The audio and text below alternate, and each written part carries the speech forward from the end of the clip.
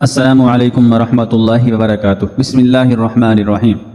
مسجد نبوی صلی اللہ علیہ وآلہ وسلم سے اذان کی آواز بلند ہوئی تو مدینہ کے سارے لوگ کام چھوڑ کر مسجد کی طرف چل دیے۔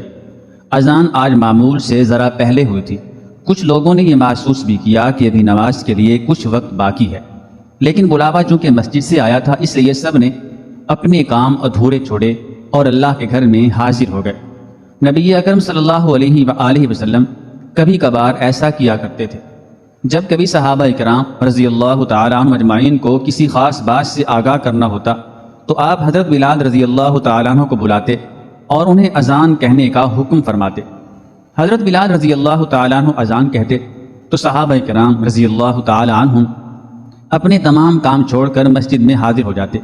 آج بھی کچھ ایسا ہی معاملہ تھا۔ نبی اکرم صلی اللہ علیہ وآلہ وسلم صحابہ رضی اللہ تعالیٰ عنہ کو بڑی اہم خبر سنانا چاہتے تھے۔ لوگوں کو جمع کرنے کے لیے اذان ہوئی۔ مدینہ کے تمام مرد اور عورتیں مسجد میں جمع ہو گئے۔ اللہ کے نبی صلی اللہ علیہ وآلہ وسلم مسجد میں بیٹھے تھے اور آپ صلی اللہ علیہ وآلہ وسلم کا چہرہ خوشی سے دمک رہا تھا۔ مسجد میں آنے والے صحابہ رضی اللہ تعالیٰ عنہ نے نبی اکرم صلی اللہ علیہ وآلہ وسلم کو حشاش بشاش دیکھا تو سمجھ گئے کہ کوئی بہت اہم خبر ہے جس سے آپ لوگوں کو آگاہ کرنا چاہتے ہیں۔ تم جانتے ہو کہ میں نے تمہیں کیوں جمع کیا ہے؟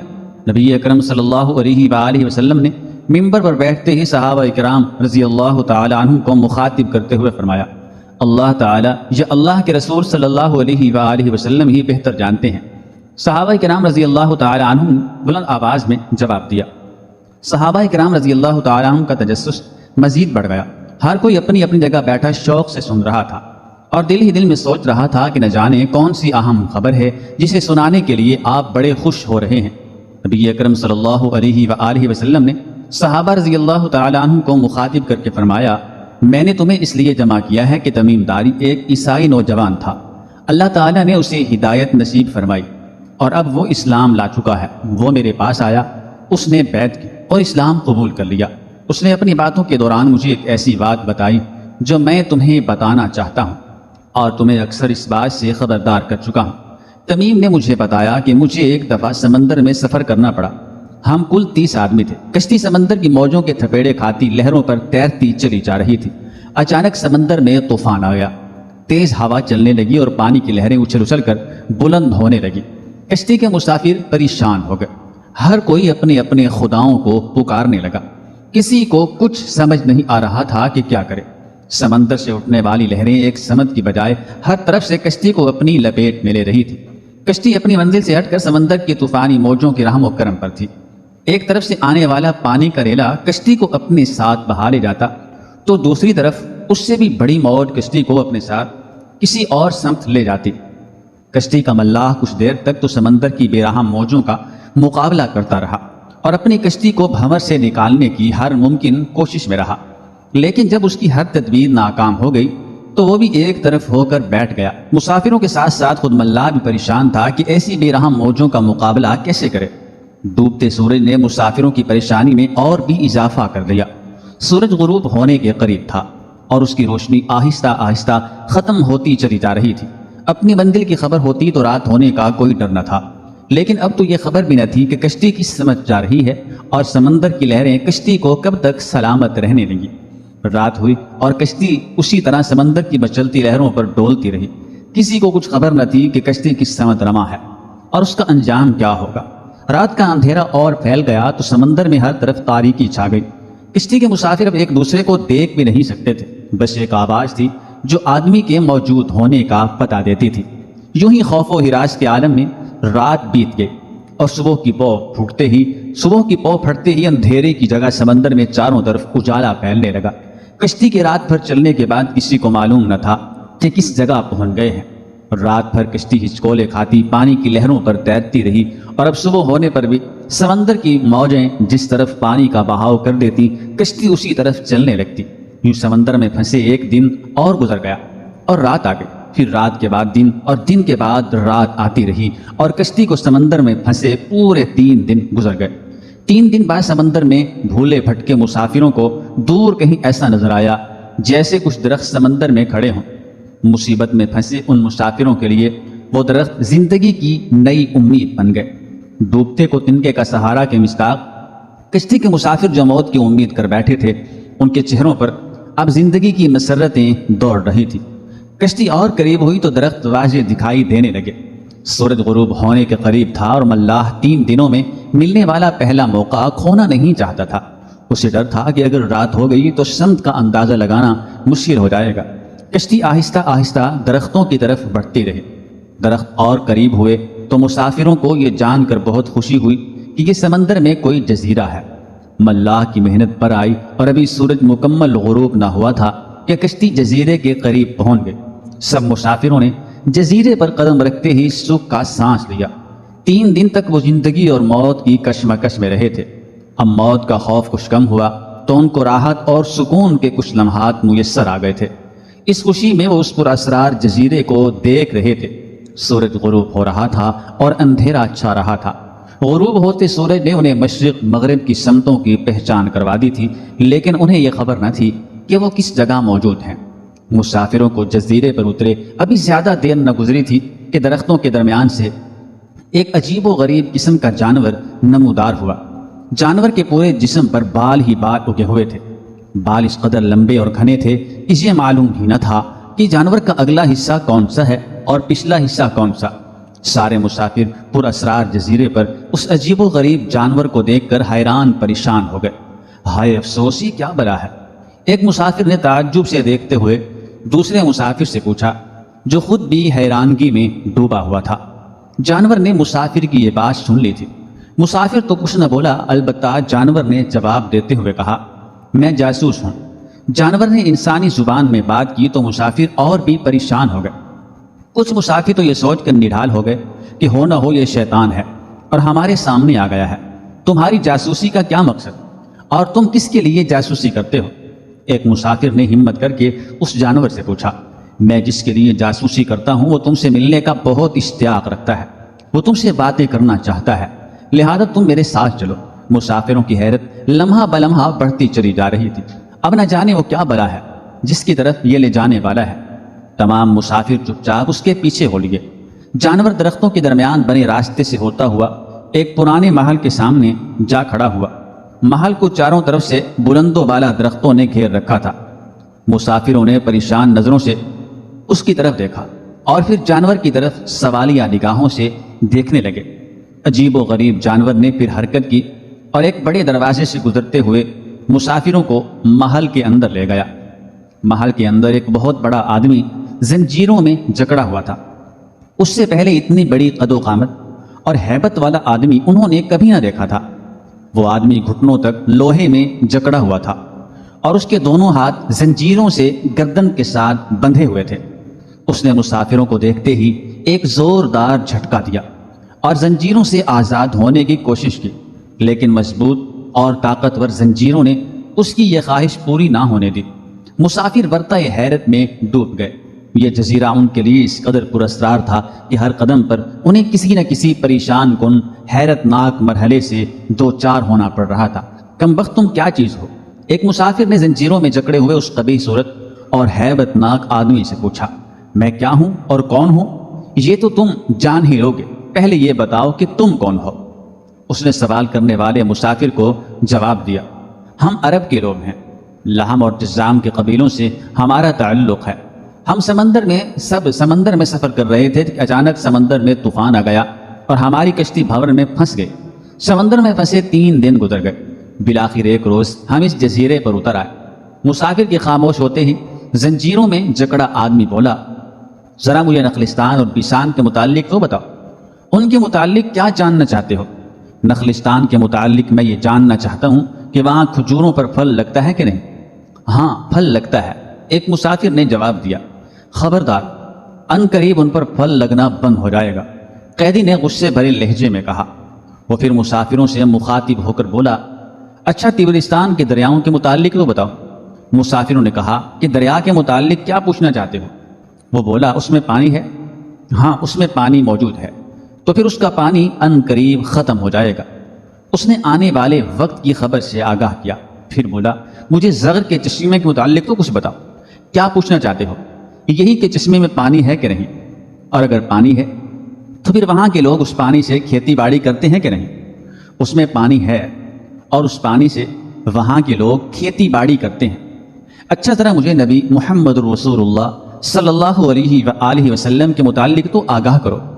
انہوں نے مکہ سے اپنی دعوت کا آغاز کیا اور اب وہ مکہ سے نکل کر مدینہ میں موجود ہیں۔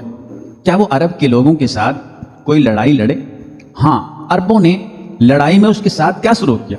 لڑائی میں وہ عربوں پر غالب رہے اور بہت سے عربوں نے تو ان کی اطاعت بھی کر لی ہے اور اب وہ خود کو ان کی تابعداری میں رکھتے ہیں۔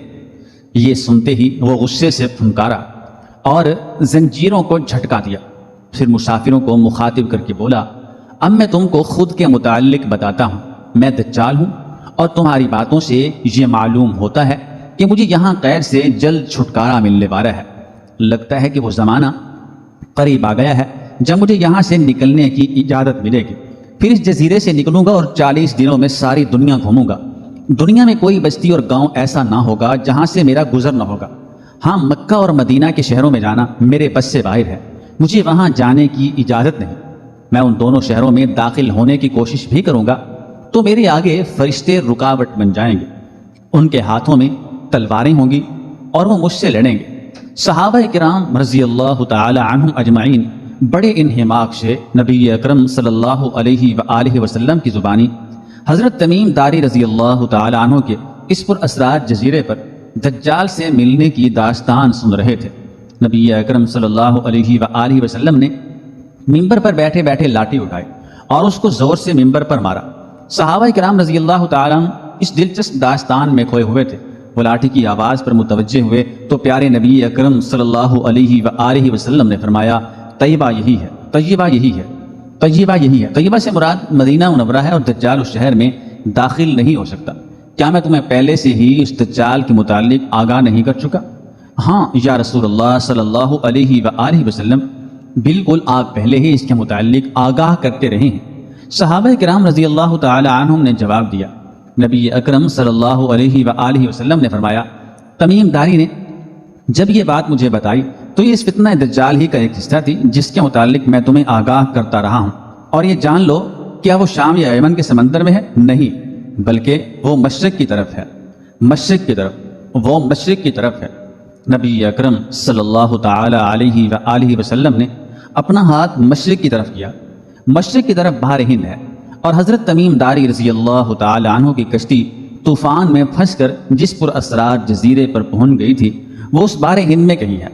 اس پر اسرار جزیرے میں جہاں دجال قید ہے اس کے متعلق حضرت تمیم داری رضی اللہ تعالی عنہ کے بعد اب تک کوئی نہیں پہنچ سکا اور نہ ہی کسی کو اس پر اسرار جزیرے کے متعلق کوئی خبر ہے۔ حضرت تمیم داری رضی اللہ تعالیٰ عنہ حضرت عیسیٰ علیہ السلام کے مذہب کے ممتاز عالم تھے اور انجیل پر پوری دسترس رکھتے تھے، لکھنا پڑھنا جانتے تھے۔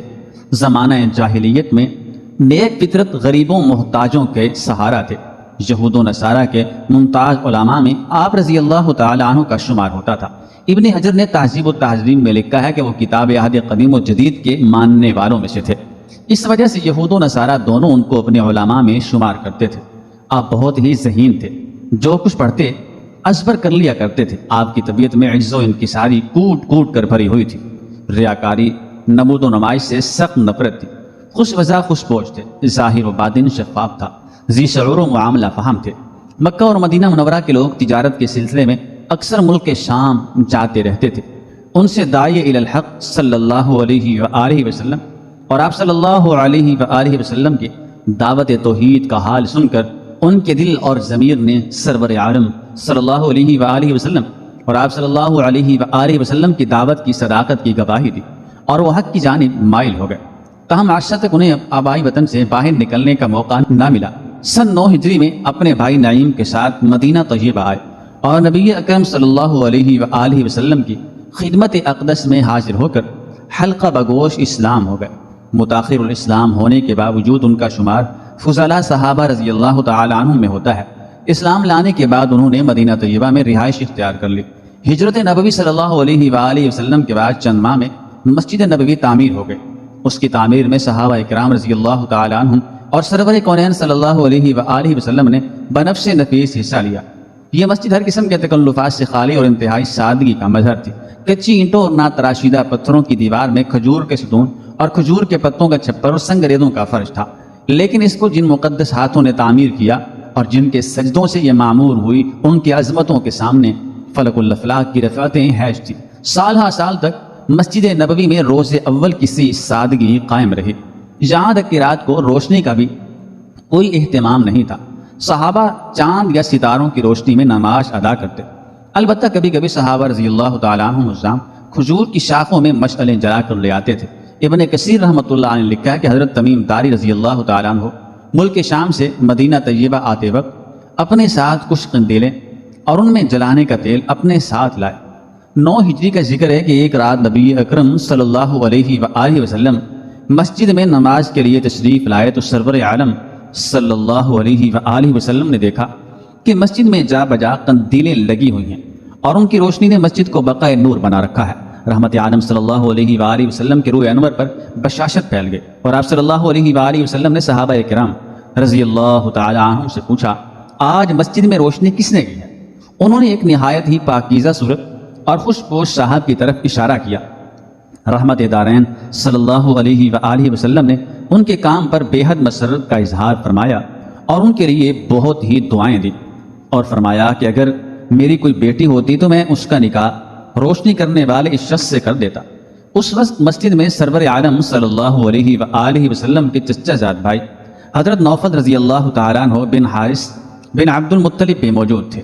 انہوں نے فوراً عرض کیا، یا رسول اللہ صلی اللہ علیہ وآلہ وسلم، میری بیوہ لڑکی ام المغیرہ موجود ہے، اگر آپ صلی اللہ علیہ وآلہ وسلم چاہیں تو ان کا نکاح ان صاحب سے کر سکتے ہیں۔ سرور عالم صلی اللہ علیہ وآلہ وسلم نے ان کی تجویز منظور فرمائی اور اس مجلس میں ان سے حضرت ام المغیرہ رضی اللہ تعالیٰ عنہ کا نکاح کر دیا۔ یہ خوش وقت جنہوں نے سب سے پہلے مسجد نبوی میں باقاعدہ روشنی کا اہتمام کیا اور رحمت دارین صلی اللہ علیہ وآلہ وسلم کو اس قدر مسرور کیا کہ سرور عالم صلی اللہ علیہ وآلہ وسلم نے نہ صرف ان کو اپنی دعاؤں سے نوازا بلکہ اپنی بھتیجی کا نکاح بھی ان سے کر دیا۔ وہ حضرت تمیم داری رضی اللہ تعالیٰ عنہ بن اوس داری تھے۔ حضرت ابو سعید خدری رضی اللہ تعالیٰ عنہ سے روایت ہے کہ حضرت تمیم داری رضی اللہ تعالیٰ عنہ پہلے شخص ہیں جنہوں نے مسجد میں روشنی کرنے کی ابتدا کی۔ اس وجہ سے وہ 2-2.5 سال کی مدت میں فضلاء صحابہ رضی اللہ تعالیٰ عنہم میں شمار ہو گئے۔ غزوہ تبوک کے سوا تمام غزوات نبوی گزر چکے تھے۔ معلوم ہوتا ہے کہ انہوں نے غزوہ تبوک میں شرکت کا شرف حاصل کیا ہوگا۔ علامہ ابن سعد رضی اللہ تعالیٰ عنہ کہتے ہیں کہ جن صحابہ کرام رضی اللہ تعالیٰ عنہم نے عہد رسالت میں قرآن مجید جمع کیا، حضرت تمیم داری رضی اللہ تعالیٰ عنہ بھی ان میں شامل تھے۔ حضرت تمیم داری رضی اللہ تعالیٰ عنہ کو قرآن مجید سے خاص شوق تھا اور صحبت نبوی صلی اللہ علیہ وآلہ وسلم سے خوب استفادہ حاصل کیا اور قرآن مجید کے علماء میں شمار ہونے لگے۔ رحمت دارین صلی اللہ علیہ وآلہ وسلم نے حضرت تمیم داری رضی اللہ تعالیٰ عنہ کو گزارے کے لیے ملک شام میں ایک گاؤں عینون بطور جاگیر مرحمت فرمایا تھا اور اس کا تحریری فرمان بھی لکھ دیا تھا۔ ملک شام فتح ہونے سے بہت پہلے اس کی اراضی میں سے جاگیر ادا کرنا خصوصیات نبوت سے ہے۔ بعض محدثین نے اسے معجزات نبوی صلی اللہ علیہ وآلہ وسلم میں شمار کیا ہے۔ حضرت تمیم داری رضی اللہ تعالیٰ عنہ حقوق اللہ کے ساتھ ساتھ حقوق العباد کا بھی پورا خیال رکھتے تھے اور ہمیشہ ہادی برحق صلی اللہ علیہ وآلہ وسلم کے اس ارشاد مقدس کو اپنے پیش نظر رکھتے تھے کہ تم میں سے بہترین انسان وہ ہے جو مخلوق خدا کو نفع پہنچائے۔ حافظ ابن حجر رحمۃ اللہ علیہ کا بیان ہے کہ حضرت عمر فاروق رضی اللہ تعالیٰ عنہ کے عہد خلافت میں ایک دفعہ حرہ کے مقام پر ایک جگہ آگ بھڑک اٹھی۔ اس آگ کے پھیل جانے سے کھجور کے باغوں کو نقصان پہنچنے کا خطرہ تھا۔ حضرت عمر فاروق رضی اللہ تعالیٰ عنہ حضرت تمیم داری رضی اللہ تعالیٰ عنہ کے پاس تشریف لے گئے اور ان کو اس واقعہ کی اطلاع دی۔ حضرت تمیم داری رضی اللہ تعالیٰ عنہ فوراً مقام حرہ گئے اور اپنی جان تکلیف میں ڈال کر آگ کو بجھا دیا۔ ان کا یہی جذبہ خیر تھا جس کی بنا پر امیر المومنین حضرت عمر فاروق رضی اللہ تعالیٰ عنہ نے ان کو خیر اہل المدینہ کے خطاب سے نوازا اور وہ لوگوں میں بڑی عزت اور احترام کی نظروں سے دیکھے جاتے تھے۔ انہوں نے جو مسجد نبوی میں روشنی کرنے کا آغاز کیا وہ آخر تک ان کی یاد تازہ کرتا رہے گا۔ حضرت تمیم داری رضی اللہ تعالیٰ عنہ کی اولاد میں ایک بیٹی حضرت رقیہ رضی اللہ تعالیٰ عنہا تھی۔ یہ عظیم صحابی رسول صلی اللہ علیہ وسلم 40 ہجری میں ملک کے شام کے گاؤں جنون میں اللہ تعالیٰ کو پیارے ہو گئے اور اسی گاؤں میں محو استراحت ہیں۔